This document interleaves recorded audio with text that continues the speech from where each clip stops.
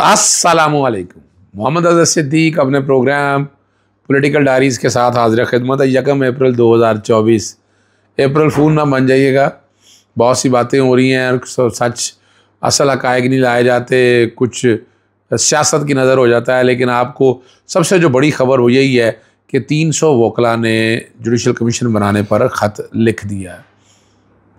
तारीख़ जरौकों में बहुत सी बातें ऐसी हैं जो किसी स्टेज के ऊपर सामने आएंगी तो आपको अंदाज़ा हो जाएगा।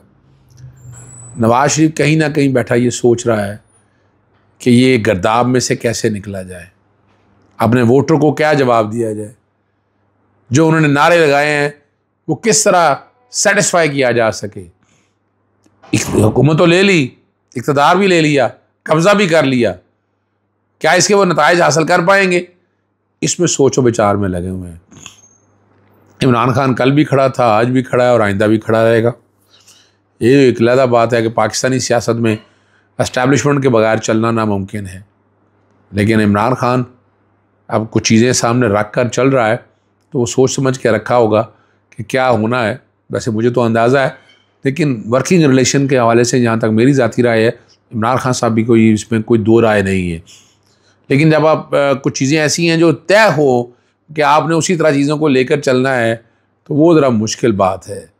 हमारी सियासत में यही देखा है कि कुछ एक अरसा एंट्री रहती है, उसके बाद बाहर निकाला जाता है, फिर एंट्री होती है, फिर बाहर निकाला जाता है, और ये कुछ रिकॉर्ड का हिस्सा है जो साथ साथ चल रहा है। चलते हैं ख़बरों की तरफ। और जमात इस्लामी ने भी बड़ा टर्न ले लिया, बड़ा ऐलान कर दिया जजिस खत के मुकाबले के ऊपर। पीपल्स पार्टी ने सेनेट इलेक्शन में फैसलवाड़ा को वोट देने का फ़ैसला कर लिया। अब इससे हालात कुछ और बहुत मुख्तलिफ बनेंगे। अता तारों ने जो कहा जी नवाज शरीफ ने 5 सालों के लिए यानी ये तय करके है कि 5 साल किसने देखे हैं, 5 साल यानी बेवकूफ़ ना बनाए आप, 5 साल आपने लेने हैं। और जजों के ख़त के मामले पर 300 से ज़्यादा वकला ने मुदाखलत करने के इल्ज़ाम का नोटिस लेने का मुतालबा कर दिया। IMF की कड़ी शराइत पर अमल दरामद के असरात सामने आना शुरू हो गए। पाकिस्तानी अदलिया का 9/11 क्या है। अच्छा, सबसे पहले जो मैं आपके सामने बात रखनी है वो ख़त ये तकरीबन 10 सफ़ों का है। वो नाम लिखे हुए हैं वकला के और हेडिंग यही है, statement of condemnation and call for legal action to preserve the independence of judiciary. Islamabad के जजेस ने जो ख़त लिखा है, जो 6 जजेस ने, उसके ऊपर ये बड़ी तफसीली वकला की तरफ से आ गया स्टैंड। और ये हम बताने चलें, ये मामला आराम से बैठने वाला नहीं है। जैसे मैंने कहा है कि लॉयर्स मूवमेंट चल रही है, इसमें कन्वेंशन भी है, वहाँ भी बहुत सी बातें होंगी, बहुत से सवालात उठेंगे और चीज़ें आगे कैसे लेके जानी है वो भी तय होगा। तो ये सिर्फ इतना इशू नहीं है, ये सारी बातें तो इसके साथ साथ चलनी है। और क्या हम इस पर अमल दरामद भी कर पाते हैं, क्या अदलिया की आज़ादी के हवाले से जो और मुल्क भर से ये वकला हैं 300 उन्होंने लिखा है। और उन्होंने ख़त लिखने वाले में तसद्दुक़ हुसैन जिलानी के बेटे साकिब जिलानी भी शामिल है। और मुतालबा किया है कि शफाफियत बनाने के लिए इस मामले को सियासतदाना किया जाए, सुप्रीम कोर्ट गाइडलाइन मुरतब करे और तमाम हाई कोर्ट के साथ मिलकर शफाफ इदारा जाती मैकेनिज़्म कायम करे ताकि आइंदा अदलिया की आज़ादी को मजबूर करने की किसी को कोई भी कोशिश की इतला दी जा सके। ख़त में मज़ीद लिखा है कि मौसर और शफाफ तरीके से इस मामले को निपटाया जा सके ताकि मुस्तक़बिल में अदलिया की आज़ादी पर हरफ ना आए। यानी ये इस ख़त के मुदरजात है जिसमें वाज़े तौर पर यह प्रिंसिपल स्टैंड लिया गया है, वो आप लोगों के सामने मैंने रख दिया है। अगली जो बात सामने रखनी है, अब IMF की कड़ी शराइत का पता है भाई। IMF तो मेरी बात सुने, इमरान खान की गवर्नमेंट जब आपने ऑपरेशन रजीम चेंज से गिराई है तो फिर ये मदद करने के लिए तो आए होंगे, तो तैयार बैठे होंगे। यानी अगर ये मदद ना करें तो फिर क्या फ़ायदा। फिर तो ये ये तो अपने हवारियों को या अपने लोग जो भाई अगर जो बात है तो उनको मदद करने के लिए तैयार बैठे होंगे। तो ये बैठ के जाना कि मुश्किल हालात है, उनको मदद कर रही है, देखना ये है ना कि कितनी मदद आती है। यानी हमने इन पर ट्रस्ट अगर किया है तो ट्रस्ट करके नताइज क्या निकलते हैं। और IMF ने मुतालबे पर बरामदी शोबा जो है ना, अमरात ख़त्म करने से बरामदार मुतासर होंगे।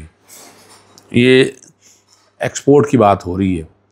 टेक्सटाइल बरामदात में सालाना बुनियादों पर 14.5% या तकरीबन 3 अरब डॉलर की कमी रिकॉर्ड की गई है। IMF की सख्त शराइत के बाद मुल्की बरामदात मुतासर होने का वजारत तिजारत की सतह पर एतराफ़ मौजूद है। ज़राए का कहना है कि IMF के मुतालबे पर बरामदी शोबे के लिए मुराद जो है ना वो ख़त्म की गई और IMF की सख्त शराइत पर अमल दरामद से बरामदत का तसलसल टूटा है।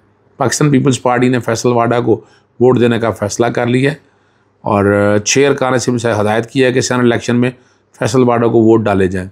इससे कबल MQI ने भी फैसल वाडा को वोट देने का ऐलान किया है। पीपल्स पार्टी की और जनरल नशीस पर यकीनी जो जीत जो है ना वो यकीनी हो जाएगी।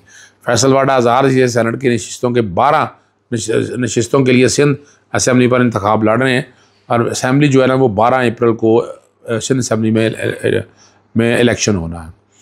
और बड़ा बता रहे हैं कि जनाब शहबाज शरीफ भी आगे तरीके कर रहा है जी, मैंने अहदाफ मुकर्रर कर दिए। क्या मुकर्रर कर दिए? 85 के प्रोजेक्ट से लेकर आपका हाल देखे ना, मुल्क की इकॉनमी का सत्यानाश कर दिया है। क्या ऐसी चीज़ है? आप देखते जाएं, PIA तबाह, रेलवे तबाह, आप देखते जाएं, PTCL तबाह, यानी ये कोई ऐसी बात नहीं है। स्टील इंडस्ट्री आपके सामने है, आपके सामने पावर सेक्टर तबाही और बर्बादी। आपने अपना जो टेक्सटाइल सेक्टर है वो तबाह और बर्बाद कर दिया आपने। इमरान खान ने तो इकॉनमी बूस्ट की थी ना कोरोना के दिनों में भी। आप अंदाज़ा लगाएं कि जिस तरीके से वो रखा है, अब शरह नमो को कम के इजाफा कर दिया गया और रिस्ट्रक्चरिंग के हवाले से ही बातें हुई है। और वो बता रहे हैं कि हमने अहदाफ दिए, कोई अहदाफ वदूफ नहीं है, कोई उम्मीद ना रखें इनसे अच्छी, ये मुल्क और तबाही की तरफ लेकर जाएंगे। आपको आना है। हाँ, एक बात जो मैं भूल गया कि जजेज़ ने मामले पर इंक्वायरी के लिए जमात इस्लामी ने बड़ा ऐलान किया है। कायम मकाम जो अमीर है लियाकत बलोच का बयान आ गया। उन्होंने कहा इस्लामाबाद को जजेज़ की शिकायत पर इंक्वायरी कमीशन काबिल कबूल नहीं और ये मामला बराह रास्त अदालती फैसले का मुतकाज़ी है। माजी में इस नोयत की कमीशन की फाइंडिंग रिपोर्ट पर कोई अमल दरामद नहीं हुआ और ये 60 दिनों में जो इंक्वायरी रिपोर्ट ख़त्म की है वो उसके हवाले से वाज़ेह तौर पर कह दिया कि इसको कैसे लेकर चलना है। और यहाँ मैं एक चीज़ जो है ना, बुस्सतुल्लाह ने कॉलम लिखा है पाकिस्तानी अदलिया का 9/11 और ये बड़ी ज़बरदस्त बात कही है। और उन्होंने क्या कहा है, चंद लाइनें 17 इजाज़त के साथ पढ़ रहा हूँ कि 8 में से 6 जज बरसरेआम तहरीरी तौर पर मुत्तफ़िक़ हों कि इंटेलिजेंस की खुली मदालत सब अदलिया इंसाफ नहीं दे सकती, तो इस वाक़े को पाकिस्तानी अदलिया का 9/11 समझना चाहिए। ये सब अचानक नहीं हुआ।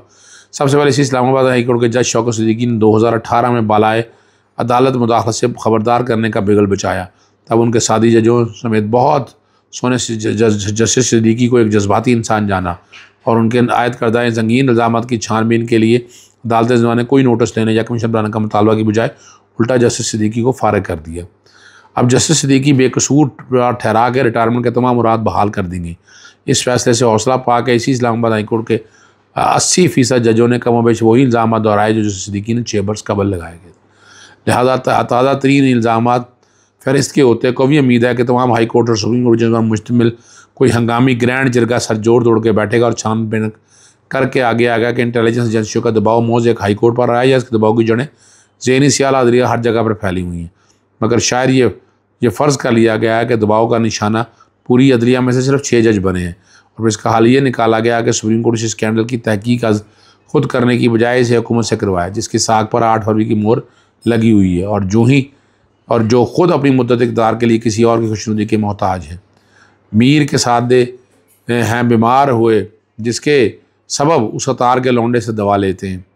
होना तो चाहिए था कि अदलिया जिसका दावा है कि उसे अपनी आज़ादी खुद मुख्तारी की हिफाजत करना खूब आता है, हुकूमत को कटहरे में खड़ा करती और अपने आप से किसी बरादर जज या जजों के पैनल या बेंच को ही बरादर और जजों की जानब से संगीन इल्ज़ामात की छानबीन पर आज खुद मामूर करती और दूध और पानी अलग अलग करती, ताकि आइंदा कोई भी हुकूमत या इस इदारे का गैर मामूली का ऐसी जुर्रत आजमाने से पहले 10 बार सोचता।